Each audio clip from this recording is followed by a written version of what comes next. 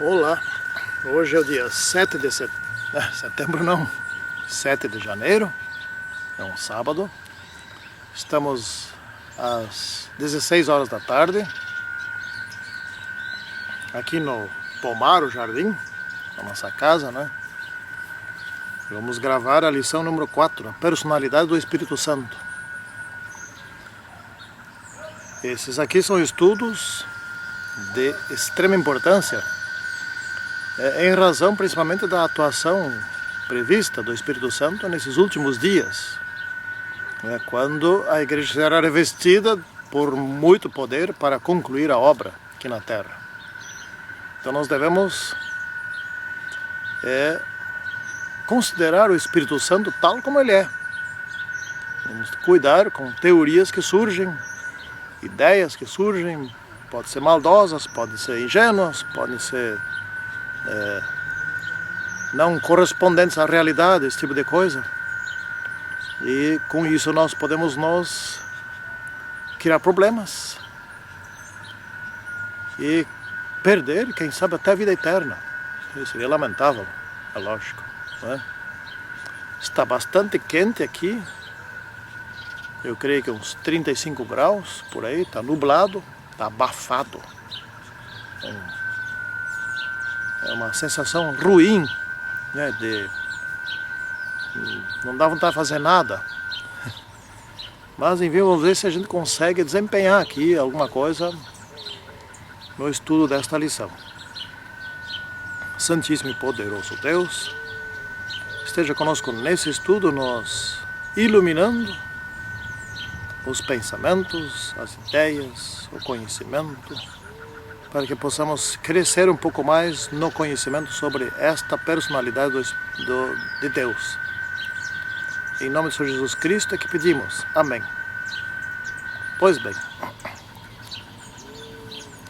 nós estamos bem acostumados, né, desde criança, a raciocinarmos a respeito do Deus Pai, né? Estamos mais acostumados ainda a raciocinarmos como o Filho, o Senhor Jesus Cristo, aquele que foi morto na cruz, né? Aquele que está escrito que vai voltar, aquele que entrou no Santíssimo, aquele que esteve com os discípulos, que esteve aqui na terra, aquele que nasceu aqui. Que isso?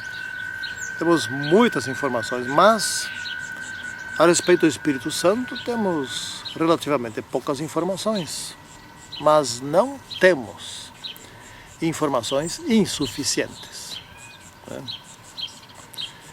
O personagem central da Bíblia é Jesus Cristo. Não é o Pai, nem é o Espírito Santo. Quem veio morrer por nós, quem veio se tornar nosso Salvador foi Jesus Cristo. Nenhum dos outros dois. Aliás, já começa com Jesus Cristo como um personagem muito importante, por ser por intermédio dele que todas as coisas aqui foram criadas.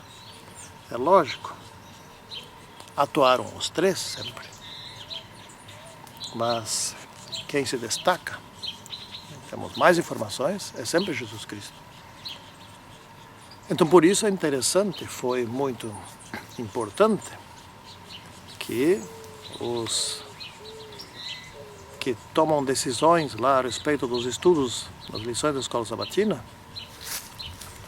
decidiram que nesse trimestre estudaremos a respeito do Espírito Santo, e nesta semana a respeito da sua personalidade, não é?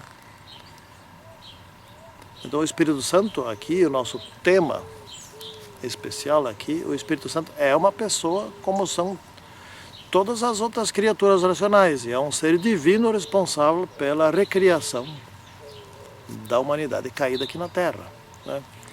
Essa parte, essa questão da recriação já descarta de cara que ele seja apenas um poder, né? Ou então que seja um ser inferior a Deus, uma coisa assim. Porque criar e recriar requer os mesmos atributos divinos. Não é possível Não dá para entender isso dessa maneira, não tem como. Entender que o Espírito, que Deus, o Filho, por exemplo, criou, e depois aconteceu a queda, essas coisas todas, e daí vem um ser inferior, ou um simples poder, qualquer coisa, e recria aquilo que restaura as coisas. O que faz uma coisa e outra, na verdade, está fazendo a mesma coisa. Porque recriar é tornar outra vez tal como foi no princípio, quando tudo era perfeito. Então tem que saber fazer isso. Tem que saber como é que era aquele princípio.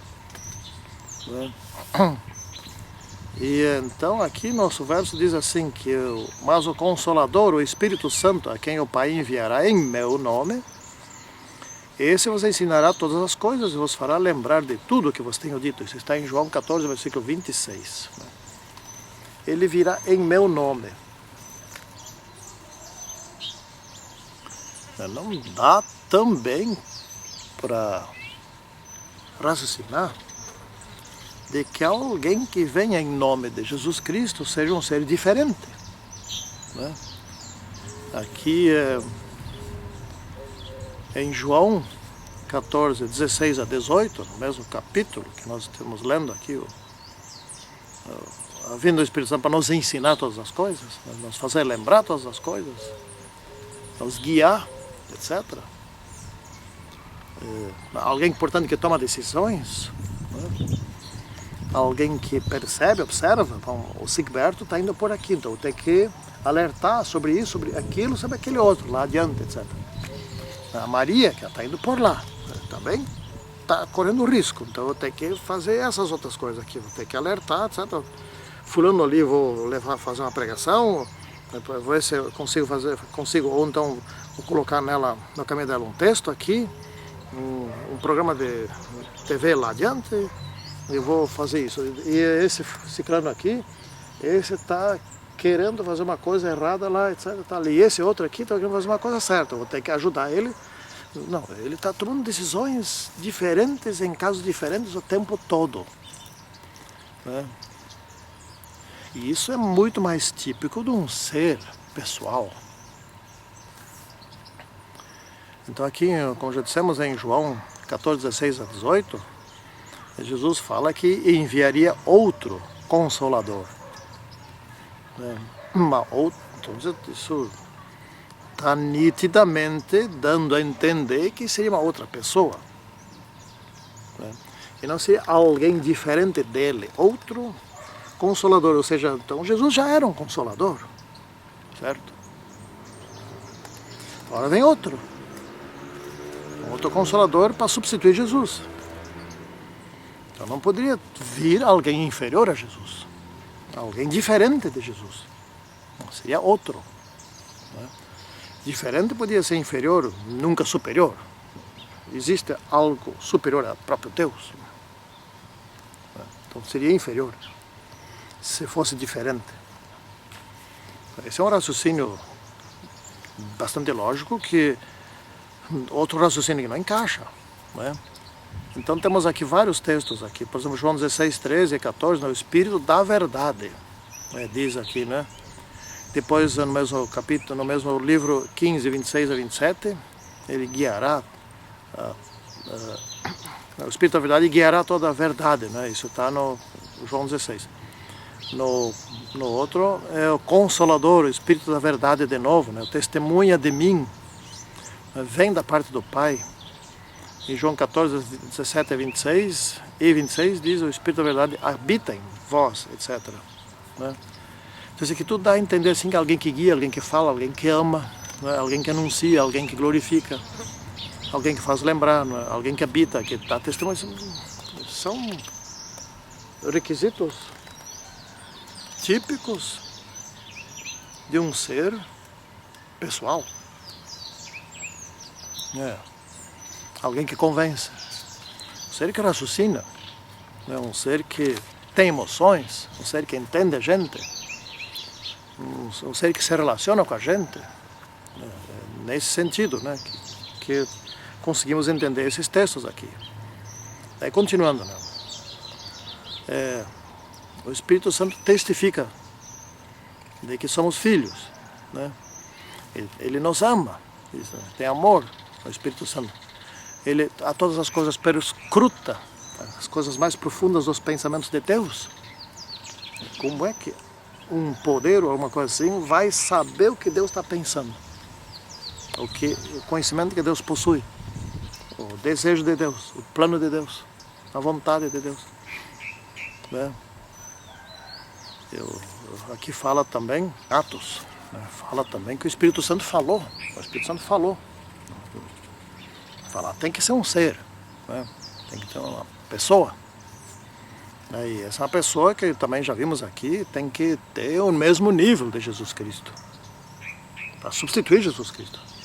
A coisa não vai degenerando, né? Então é uma pessoa que tem sentimento, que sabe distinguir a verdade, que tem vontade, né? Uma pessoa que tem conhecimento, que toma decisões, que se comunica, que se relaciona. São todos aspectos que só se encontram em algum ser. Tem que ser, não é uma força, uma energia, um poder. Não tem essas coisas impessoais. Aliás, isso é uma energia, um poder, uma força, uma influência, é algo impessoal. Não pode ter essas características pessoais que nós estamos vendo aqui, né? O Espírito Santo dá tudo a entender que é uma pessoa. Tem que ser uma pessoa ao mesmo nível de Jesus. Então tem que ser Deus. Bom, continuando ainda aqui. Há alguns trechos bíblicos que ficam esquisitos se entendermos o Espírito Santo como um poder. Então, por exemplo, Romanos 15, versículo 13, ali fala de o poder do Espírito Santo. Então, nós não poderíamos entender da seguinte forma, o poder do poder. Isso é uma redundância fora do aceitável. Em 1 Coríntios 2, 4 também diz assim, demonstrado do Espírito e do poder. Não poderíamos dizer demonstrado o poder do poder, poder de poder. Também Atos 15, 28 diz ali, pareceu bem ao Espírito Santo. Um sentimento, uma opinião, não é? Então, e também, então, de novo, chegamos aqui à conclusão, repetidas vezes, fazendo voltas e voltas, sempre chegamos no mesmo lugar, e que o Espírito Santo tem que ser um ser. E tem que ser um ser ao nível dos outros dois, do Pai e do Filho, porque aqui também diz assim, né, em Atos 15, 28, né, que, aliás, desculpe, em Mateus 28, 19, a fórmula do batismo em nome do Pai, do Filho e do Espírito Santo. Não podiam colocar ele no mesmo nível se não fosse do mesmo nível. Então é um ser do mesmo nível do Pai e do Filho. Chegou a essa conclusão. Aliás, para mim nunca havia essa dúvida. Aliás, eu quero dizer duas coisas. Primeira, eu já disse isso, mas não custa repetir. Essa tentativa de muitos de nossos irmãos, inclusive líderes, mestres da igreja, de levar a igreja a desacreditar no Espírito Santo como Deus, é conveniente para Satanás. É lógico. Porque é agora que o Espírito Santo vai ser derramado em grande medida, que se chama chuva seródia. Assim como foi lá no início, a chuva temporã. Sem a chuva seródia, a igreja não vai concluir a obra. Sem poder extra de fora, a igreja não conclui a obra. Não tem como. É inviável. Então precisa desse poder externo, do Espírito Santo. Um poder que vem de outro lugar do universo. Agora, se nós não crermos no Espírito Santo, ele não vem. Se eu não crer no Espírito Santo, sobre mim ele não vem. Pode vir sobre o outro lá. Mas se ninguém crê no Espírito Santo, não vem sobre ninguém e a obra não será concluída. Isso é uma das tentativas de Satanás. Para ver se consegue empurrar mais adiante um pouco. ou se consegue evitar a segunda vinda de Cristo, né? Outra coisa muito importante é que nós, adventistas do sétimo dia, temos a incumbência de manter a verdade, a Bíblia, de ensinar a Bíblia tal como ela é, não é? Nós temos essa incumbência, somos um povo de Deus, temos que fazer isso. E é por isso que veio na lição número 1, que nós estudamos, né? Agora estamos aqui na 4, a respeito da revelação, da inspiração e da iluminação. A revelação é a concessão de conhecimento da parte de Deus, conhecimento verdadeiro, conhecimento da verdade, não só verdadeiro, da verdade, que nós jamais alcançaríamos por conta própria. Deus é que disse, é assim, existe Deus, existe o plano de salvação, existe o demônio, existe os anjos, existe o futuro, existe a segunda vinda, essas coisas todas. É Ele que disse, nós não íamos descobrir isso nunca, né? Então, o Espírito Santo, por meio dessas 3 coisas que nós já estudamos, tem a função de, usando-nos como instrumentos, transmitir ao mundo a verdade correta, como ela é na origem, como foi escrita na origem, e impedir que em cima da Bíblia nós, adventistas, criemos mais uma igreja falsa. Tem tantas aí, mas uma delas deve ser verdadeira e tem a incumbência de ensinar a verdade. Somos nós. Então, se houver descreto do Espírito Santo, nós não vamos fazer isso, ninguém mais faz também. Pronto, Satanás conseguiu. Profeticamente, sabemos que muitos sairão da igreja verdadeira como joio. Esse é o problema. Por causa de não se apegar ao Espírito Santo, que é o que nos guia hoje. Nos ilumina o caminho, nos ilumina o entendimento. Então, essa é a grande questão, porque nós devemos entender bem sobre o Espírito Santo, devemos aceitá-lo, nos entregar a ele. Continuando então agora aqui. O Espírito da verdade nos guia a toda a verdade, não é? Então existe o Espírito da verdade, aqui nesses textos que nós estamos aqui na parte de quarta-feira, existe o Deus da verdade, e existe Jesus Cristo, que é a verdade. Ele disse, eu sou o caminho, a verdade e a vida, não é? E isso está em João 14, versículo 6. Então, o Pai, o Filho e o Espírito Santo são a verdade. Se os 3 são membros da divindade, então eles têm que ser vinculados à verdade. Só podia ser assim, né? Esse é um ponto também muito importante. E o Espírito Santo, nós sabemos já pelo estudo da primeira lição, que ele é que providenciou todas as coisas ali, desde a revelação, a inspiração e a iluminação ao tempo todo, para que nós tivéssemos a verdade hoje, para que acontecesse, por exemplo, dos copistas da Bíblia antigos lá, que copiavam um rolo após outro rolo, levava tempo para fazer isso, que não cometessem erros, e que lá pelas tantas a Bíblia, depois de alguns séculos, já não fosse mais aquilo que era antes. Também o Espírito Santo cuidou direitinho para que os tradutores, nas mais diferentes centenas de línguas que nós temos, que eles também não cometessem erros assim tão graves, né? Existem algumas coisinhas, mas que não abalam a estrutura da Bíblia. Também o Espírito Santo providenciou para que a linguagem, as diferentes linguagens usadas na Bíblia, as versões diferentes da Bíblia, não criassem um livro que não tem nada a ver com uma outra versão, criassem uma contradição horrível dentro da Bíblia. São centenas de versões, nem sei quantas, centenas de línguas diferentes, traduções, etc., né? Então, se houver esse cuidado, há de também haver o cuidado de, no fim dos tempos, o Espírito Santo agir com pessoas que queiram aceitar a verdade e transmitir de forma correta. Então essas pessoas têm que, enfim, aceitar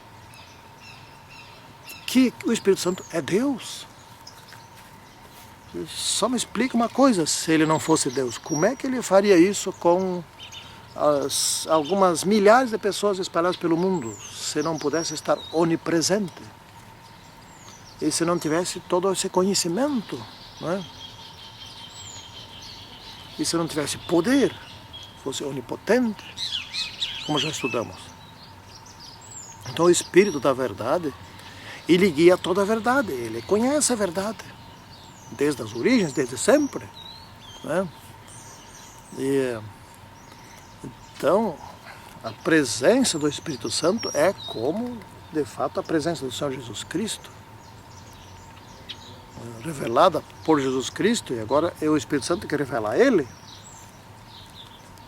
Bom, isso é importante ou não é importante?